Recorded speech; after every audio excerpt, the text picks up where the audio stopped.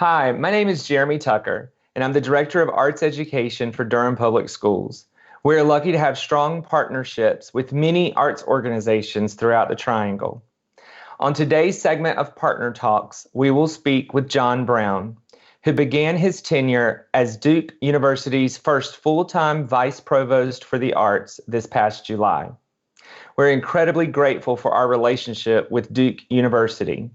Just this past month, all of our DPS students and teachers have had access to virtually attend live performances, travel on a virtual field trip to the museum, and experience live teaching artists right in their classrooms.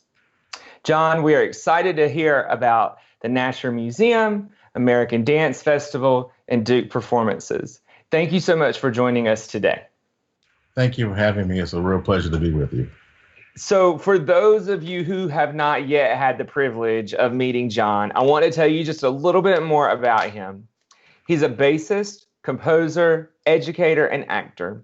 He's a native of Fayetteville, North Carolina, and is a graduate of the School of Music at the University of North Carolina at Greensboro and the School of Law at the University of North Carolina at Chapel Hill. John is also the director of Duke's jazz program and professor of the practice of music. He founded Jazz at the Mary Lou Williams Center for Black Culture, a weekly live jazz jam session open to campus and community. John, we are so excited to talk with you today about everything that Duke University offers our students. Before we dig in, though, can you tell us just a little bit about the history of Duke University? Well, again, thank you for having me. I'm really happy to have this opportunity to talk with you and get to meet so many of you virtually, or I guess you'll get to meet me since I can't see you. But Duke has a long history of excellence and being committed to being a good community partner. Decades of that have really set a precedent for how those of us who are there now lead and do our work. This office, Vice Provost for the Arts, was created in 2007 of my predecessor and my friend and colleague, Scott Lindroth. And since 2007, Duke has kind of made a real commitment and deliberately, visibly, and actively being committed to real significant arts experiences. So since 2007, there's been a Vice Provost for the Arts, and that team has grown to now what I inherited on July 1st as the first full-time VPA, a team that is committed to engagement and evolution. So people hear Duke's voice for the arts loud and clear and really feel the effects of the work that we do.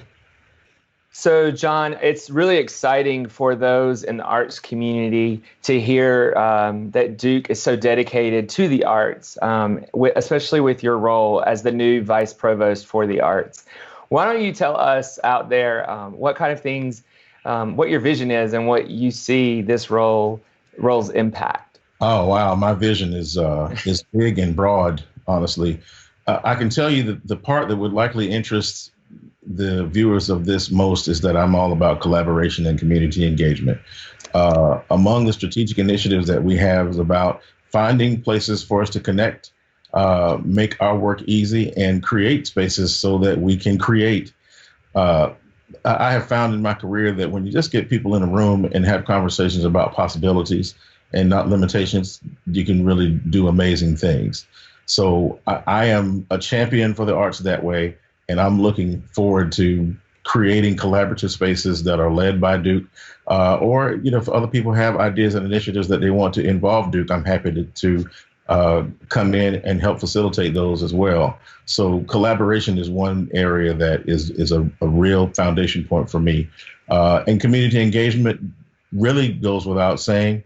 But since I've been at Duke, January will make 20 years. I know I don't look that old, but in January, I will have been at Duke 20 years, which means that, and I've been in this area since 1997. So as a musician observer, as a faculty member at Duke, observer, and then collaborator, and now as a leader of arts and arts initiatives, I see so many opportunities to strengthen connections that are already there and create some that are not. So I'm really about dreaming up the next big thing, dreaming up the next big things, and really engaging people from Duke in our community and vice versa, so that we really maximize those opportunities. One thing that I love to hear, love hearing you say is expanding access to the arts to more. And that's really important to Durham Public Schools as well. We want all of our students exposed to a well-rounded education inside the classroom and outside the classroom. And so it's great to hear that. And I know that there are so many programs this year and for a couple years that have been in place for Durham Public Schools. Would you kind of lead us through some of those programs that are available and accessible to all of our students and parents?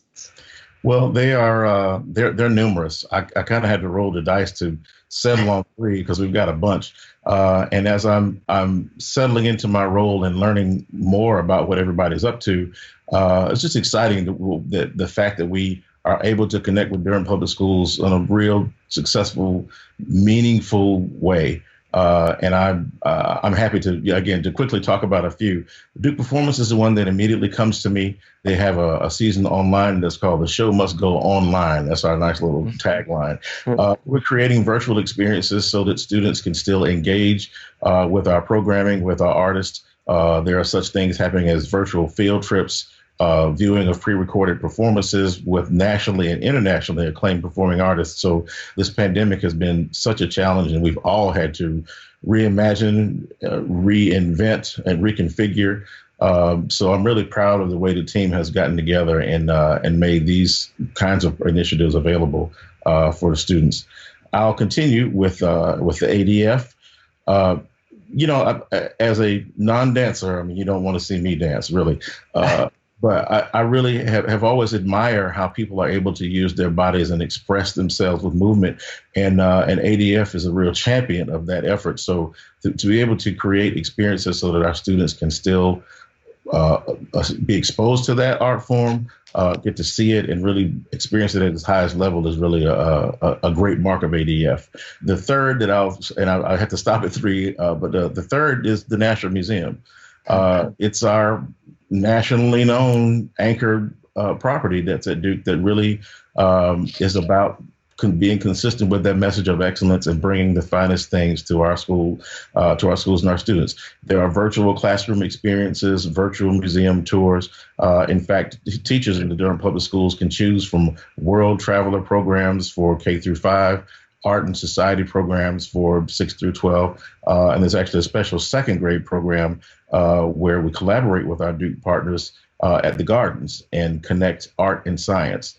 So, just to kind of drop a nugget or two here or there from only 3 of our multiple offerings, it's just really exciting that we still have an opportunity to engage significantly and still have an opportunity to provide these experiences for our students despite the pandemics. Yeah, I think what's important for everyone to hear, if I may just echo what you just said a bit, is that the 3 organizations, groups that you picked to talk about, Duke Performances, the Nasher, and American Dance Festival, there are first so many programs that Duke has. I think of like Full Frame Festival, the Center for Documentary Studies, et cetera.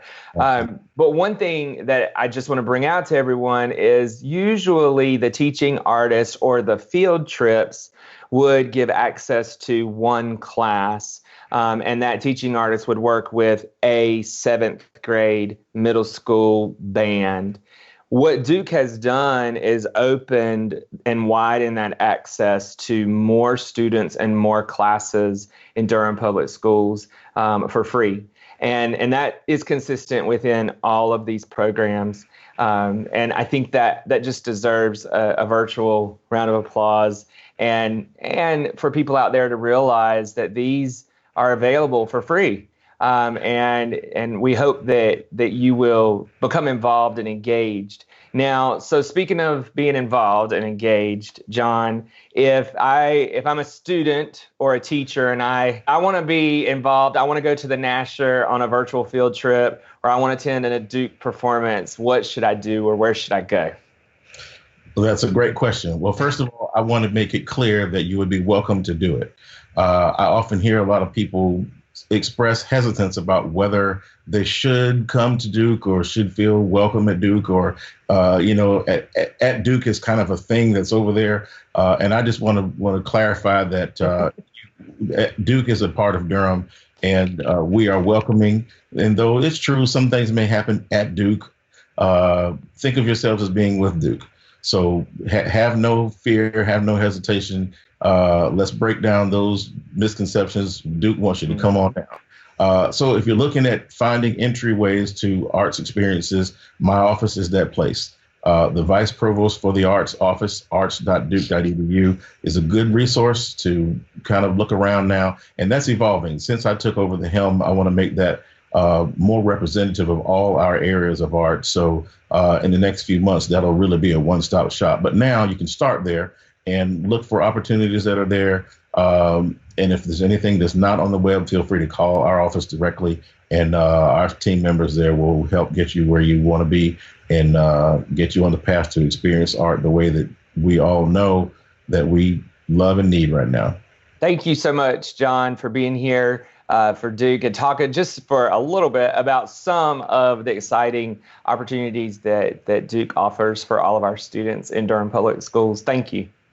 Well, thank you for this opportunity. It's a real pleasure to get to meet and work with so many people from Durham Public Schools, and just really happy about building more and strengthening the relationship that we already have.